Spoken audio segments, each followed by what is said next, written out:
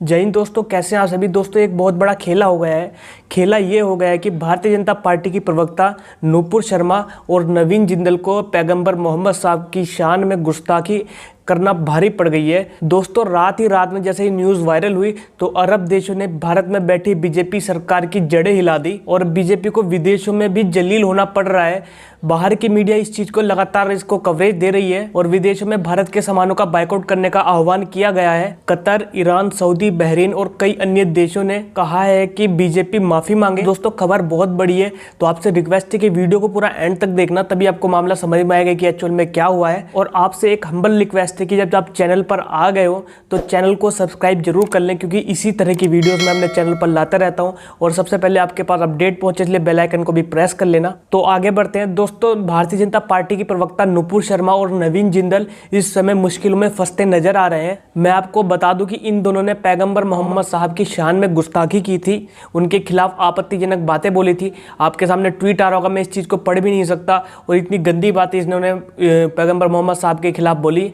और जैसे जैसे यह न्यूज़ वायरल होती नज़र आ रही है वैसे वैसे बीजेपी की मुश्किलें बढ़ती नज़र आ रही है। दोस्तों इस पर इंडिया के मुसलमानों ने तो प्रोटेस्ट किया, लेकिन यह मुद्दा अब पूरी तरह से इंटरनेशनल मामला बन गया है और यह मुद्दा पूरी तरह से इंटरनेशनल लेवल तक पहुंच चुका है। दोस्तों अभी हाल ही में नुपुर शर्मा के इस शर्मनाक बयान की वजह से कतर, कुवैत, बहरीन और ईरान भारतीय राजदूतों को तलब किया है और कहा है कि भारत माफ़ी मांगे। दोस्तों मैं आज ये कहना चाहूँगा कि कतर जैसे देश आज हमारे देश की तरफ उंगली उठा रहे हैं। इन जैसे नफरती चिंटुओं की वजह से गलती बीजेपी के नेता करते हैं और माफ़ी मांगनी भारत को पड़ती है। दोस्तों कतर में जब भारत के राजदूत को तलब किया गया और कहा गया है कि भारत माफ़ी मांगे, कतर के बाद ईरान ने भी भारत के खिलाफ कड़ी प्रतिक्रिया देते हुए कहा है कि पैगंबर मोहम्मद साहब के खिलाफ आपत्तिजनक भाषा कभी भी बर्दाश्त नहीं की जा सकती। दोस्तों मैं आपको बता दूं कि भारत का ईरान के साथ बहुत अच्छा संबंध है और इससे भारत और ईरान के रिश्तों के बीच में दरार पैदा हो सकती है। इन जैसे हेट मोंगर की वजह से आज हमारे देश को विदेशों में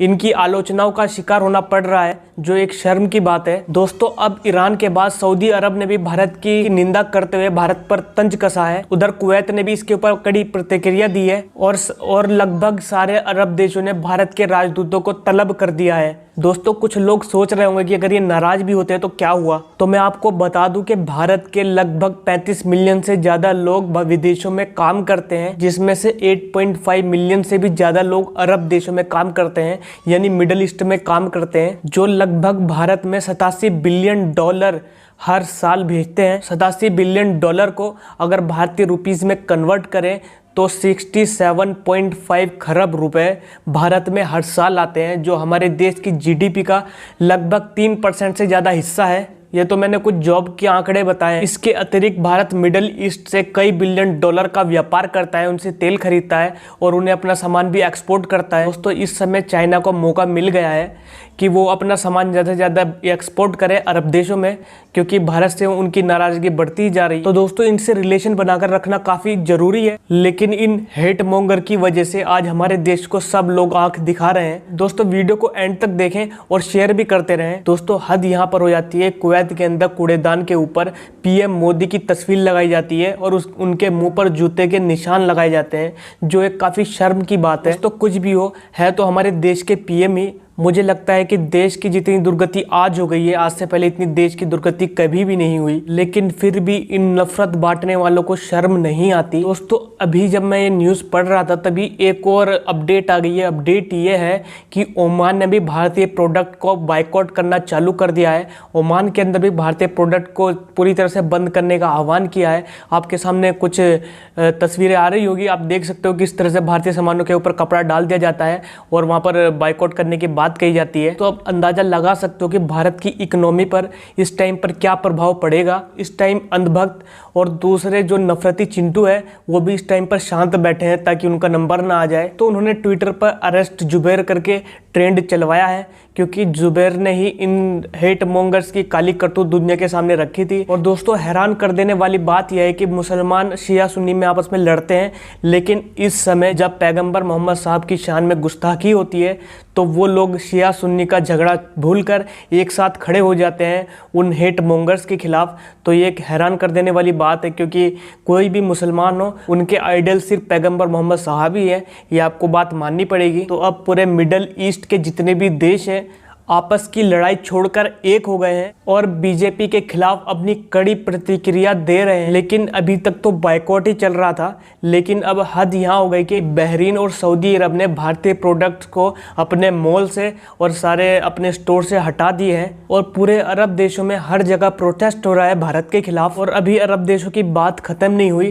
कि ये आंच मालदीव में भी जा पहुंची। और अंधभक्त इस टाइम पर क्या कर रहे हैं? अंधभक्त इस टाइम पर लिख रहे हैं, ट्विटर पर एक ट्रेंड चला रहे हैं, बायकॉट कतर एयरवेज, यानी वो कतर एयरवेज का बायकॉट कर रहे हैं। लेकिन इन अंधभक्तों को ये नहीं पता कि कतर को इतना फर्क नहीं पड़ेगा जितना भारत को पड़ेगा। भारत के सामान बायकॉट करने पर भारत की इकोनॉमी पर प्रभाव पड़ सकता है। लेकिन दोस्तों एक शर्मनाक खबर और है दोस्तों, इसी बीच भारत के उपराष्ट्रपति वेंकैया नायडू दोहा में है, तो कतर सरकार द्वारा उनका प्रस्तावित डिनर कैंसिल कर दिया गया है और उपराष्ट्रपति के साथ कतर की बातचीत होने वाली थी तो उसको भी कैंसिल कर दिया है। दोस्तों इन नफरती चिंटों ने आज हमारे देश की इज्जत को तार-तार कर दिया है। एक टाइम ऐसा था कि यह लोग भारत के नेताओं को एयरपोर्ट से रिसीव करने जाते थे, लेकिन आज बातचीत भी नहीं कर रहे हैं। दोस्तों दिक्कत उन लोगों की बढ़ सकती है जो 8.5 मिलियन लोग जो अरब देशों में काम कर रहे हैं, जॉब कर रहे हैं, अपना परिवार चला रहे हैं। सोचो अगर उनकी नौकरी चली जाए तो वे सब बेरोजगार हो सकते हैं इन हेट मोंगर्स की वजह से।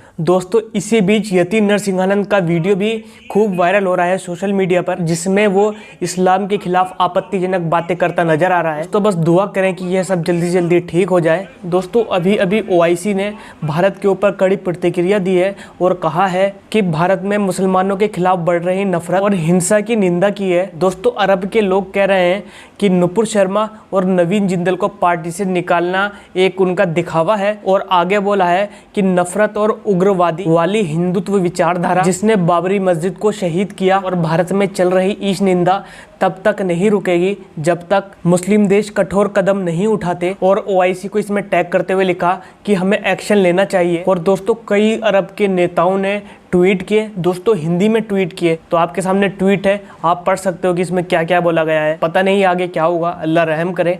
और वीडियो को लाइक करना और आपसे एक भारी दरख्वास्त है कि चैनल को सब्सक्राइब किए बिना कहीं मत जाना।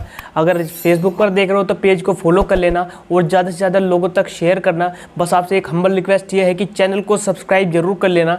तो मिलते हैं ऐसी किसी इन्फॉर्मेटिव सी वीडियो में। जय हिंद, जय भारत।